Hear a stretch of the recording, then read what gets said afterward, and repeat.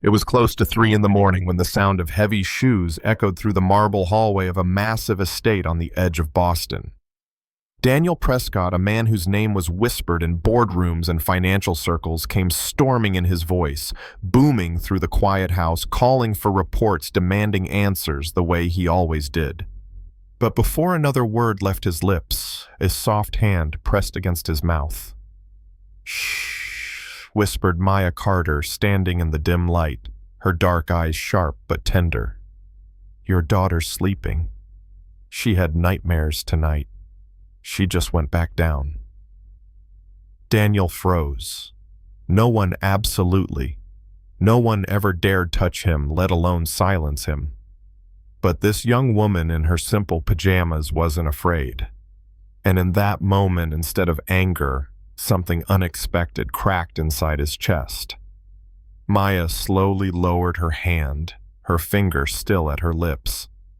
"Please, don't wake her again." Her voice was low, firm, and full of something he hadn't felt in years' care. For a man who ruled corporations, who commanded fear wherever he went, being hushed in his own home by the maid should have infuriated him.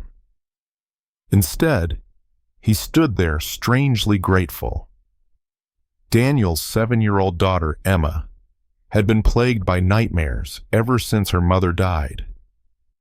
And while he drowned himself in endless work, it was Maya who noticed, who stayed up through the night, who rocked the little girl back to sleep.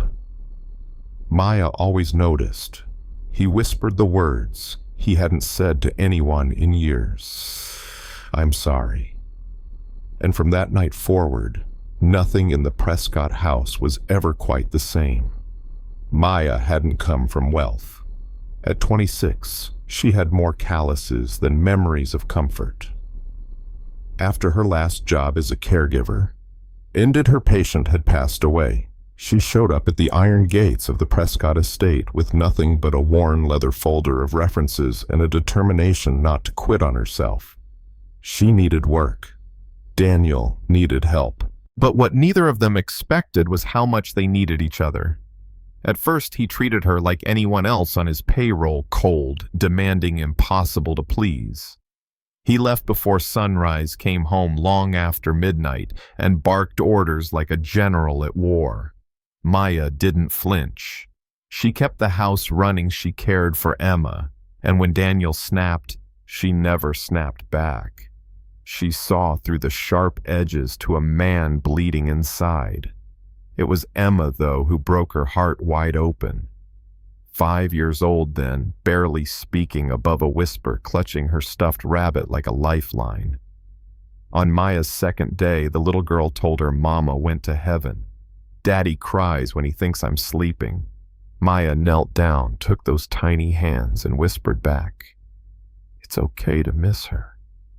It's okay that Daddy's sad, but you still have love inside you, and that never goes away." From that moment, Emma followed her like a shadow.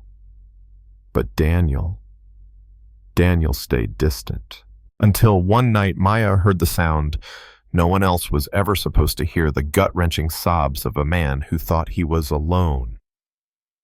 She found him on the floor of his office, surrounded by scattered papers and a shattered photo frame. His voice was broken. "I can't do this. I can't be what Emma needs. I'm failing at everything." Maya didn't argue. She didn't give him a speech.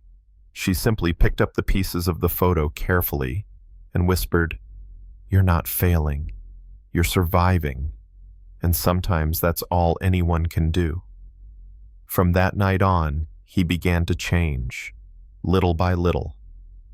He came home earlier, sat at the table sometimes, watched her when he thought she wasn't looking, and one evening he admitted softly, "You've brought warmth back into this house." Still, the world outside wasn't about to let their fragile peace last. When Daniel invited Maya to a high society charity gala, his first public appearance with someone at his side since his wife's death, the whispers started before they even walked through the doors. "She's the maid," someone muttered. "She's not in his league," another sneered. And then came David Hammond, Daniel's oldest rival, swirling his wine with a smug grin. Quite a downgrade, Prescott. From your late wife to this. His eyes slid over Maya like she was a stain on the carpet. The room froze, breaths caught in throats. Daniel's hand trembled around his glass, ready to explode. But before he could speak, Maya stepped forward. Her voice was steady, her eyes locked on Hammond's. I'll never be his late wife, and I'd never try. She was an extraordinary woman who left a beautiful legacy in her daughter. I'm honored to be part of continuing that legacy. And as for being a step down, she let the pause cut through the room like a blade. I value loyalty, kindness, and building something that lasts. If that's beneath your standards, I'm proud to be beneath them. The silence broke into scattered applause, genuine and sharp. Hammond flushed red, mumbled something about needing to find his wife, and vanished. Daniel turned to Maya, awe written across his face. That he whispered was magnificent. It was in that moment he realized this woman wasn't just helping his household. She was holding his entire world together. Weeks later, in the quiet of the kitchen with Emma asleep upstairs, Daniel placed a velvet box on the table. His voice cracked, but his words were clear. Maya Carter, will you marry me? Will you be my partner in this life, and Emma's mother in every way that matters? She said yes through tears. Emma shrieked with joy when she found out, demanding to plan the wedding herself. Chocolate cake, flower petals, a dress like a princess. The day of their small garden wedding, as Maya walked down the aisle, Daniel's vows cut straight through the air. 9 months ago, you walked into my house as an employee, but you became our healer, our heart. You taught me love doesn't die. It multiplies. And when Maya spoke, her voice was strong even as tears streaked her face. I didn't just fall in love with you, Daniel. I fell in love with the family we built. I promised to love you both fiercely and to build a life where love multiplies, not divides. Emma burst out mid-ceremony. Can I kiss Mama too? She's my real mama now.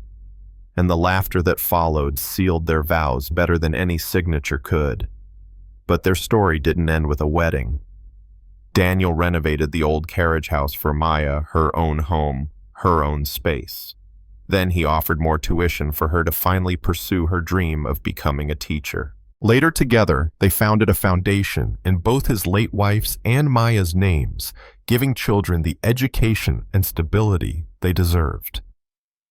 Still, it wasn't all fairy tales.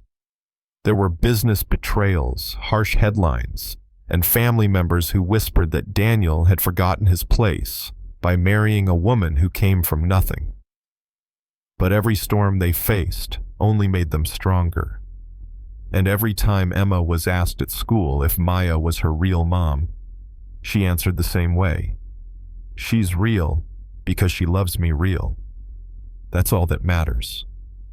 Years later, when Maya stood at the foundation's headquarters, watching children from struggling schools laugh and learn, she knew the journey from maid to matriarch hadn't been an accident.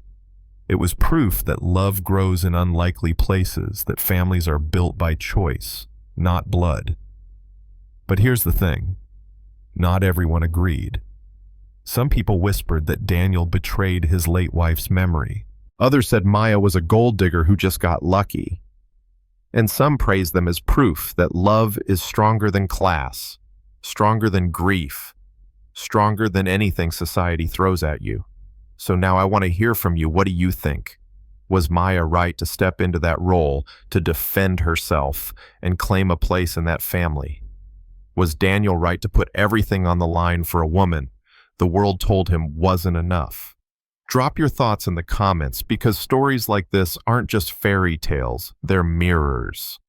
And maybe, just maybe, you've seen something like this in your own life.